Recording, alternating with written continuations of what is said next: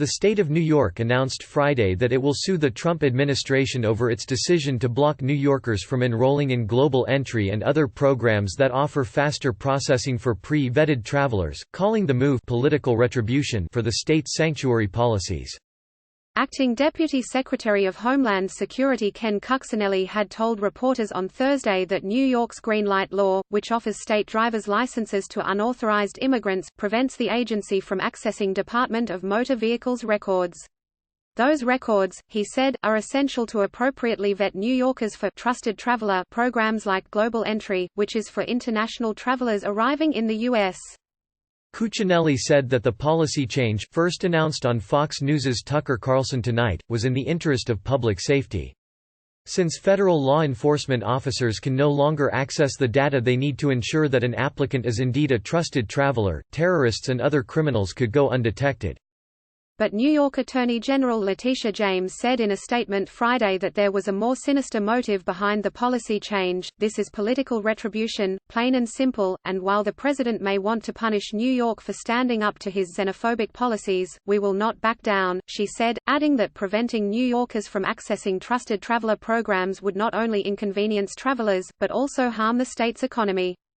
Acting DHS Secretary Chad Wolf, however, didn't back down.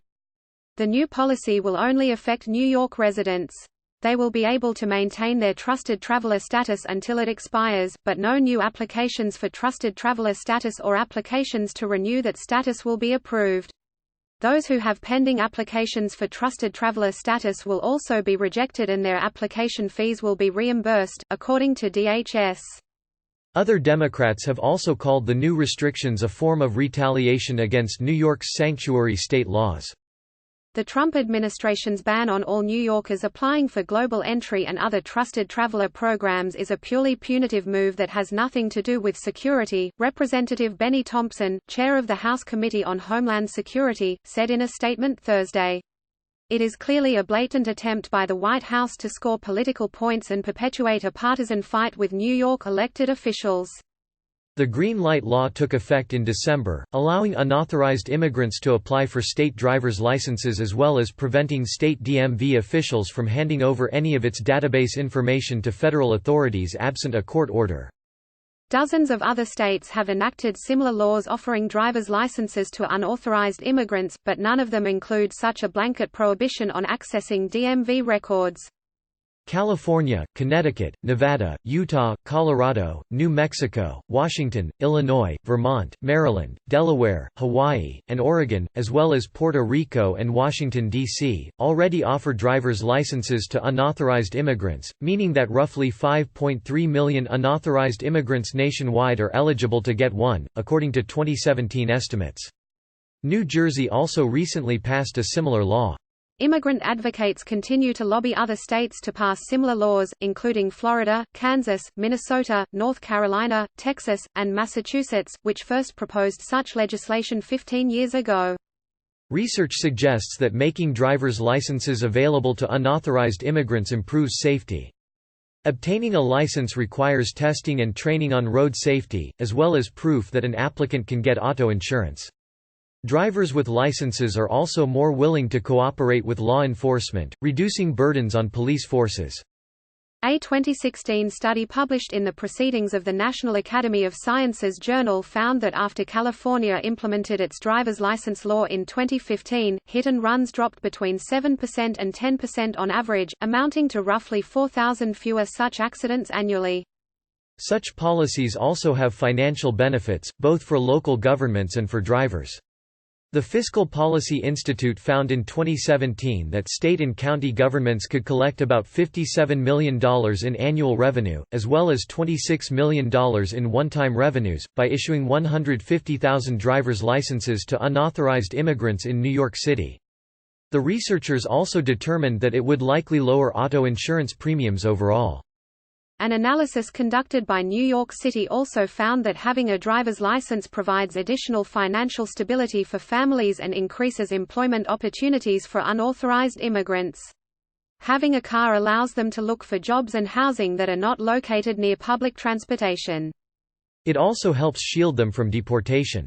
If a police officer pulls over an unauthorized immigrant driving without a license, they could be referred to U.S. Immigration and Customs Enforcement and sent to removal proceedings. U.S. citizens, green card holders, and citizens of 11 other countries – Argentina, India, Colombia, the UK, Germany, Panama, Singapore, South Korea, Switzerland, Taiwan, and Mexico – can qualify for global entry. The application requirements differ by country, but U.S. citizens and green card holders can apply if they pay a $100 fee and provide a valid passport and another form of identification, such as a driver's license or state ID that includes proof of residence. They must also be interviewed in person, get fingerprinted, and pass a background check. The Homeland Security Department says that an applicant might be denied if they have been convicted of any crime, have pending criminal charges, or have outstanding warrants, as well as if they have violated any immigration laws or are found to be inadmissible to the U.S. DMV records help U.S. Customs and Border Protection conduct a background check on applicants. They contain information to verify identity, residence, and biographical data provided by applicants, as well as criminal records. The agency can access the same criminal records in New York criminal court databases, with the exception of non-criminal driving offenses, such as running a stoplight, speeding, making an illegal turn, or having parking meter violations.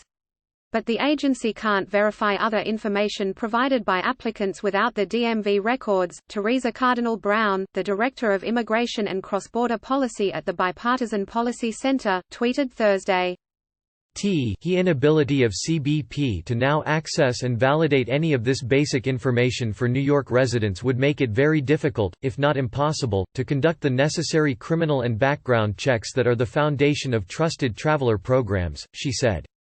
So DHS does have valid concerns with the severe and categorical restriction on access to DMV data in the NY state law that would impede its border and law enforcement functions outside of immigration enforcement.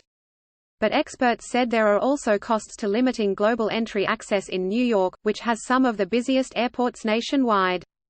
DHS says that New Yorkers' access to trusted traveler programs is a privilege, one that it can take away if they no longer comply with security standards. Aside from global entry, the affected programs include Nexus, which is for travelers entering the U.S. from Canada by plane, land border, or sea, Sentry, which is for travelers entering the U.S. from Canada and Mexico via plane or a land border, and the Free and Secure Trade Program, which is for truck drivers entering and exiting the U.S. from Canada and Mexico. TSA PreCheck, a program that allows travelers to go through shorter security lines at the airport, isn't affected. Cuccinelli said New York was reintroducing one of the security vulnerabilities that made 9/11 possible, the failure of information sharing across entities of government. President Trump certainly made it clear that if sanctuary city politicians won't keep their people safe, we'll do the best we can to keep them safe, he said. New York Governor Andrew Cuomo, however, framed the move as a form of extortion and punishment for refusing to fall in line with the administration's immigration agenda in a statement Friday. There is no rational basis for this politically motivated ban, and we are taking legal action to stop the federal government from inconveniencing New Yorkers to score political points, he said. It's just one of many instances in which the Trump administration has targeted sanctuary cities and states. The administration has also tried to withhold federal law enforcement grants from them and to vacate California's sanctuary laws, but has mostly failed.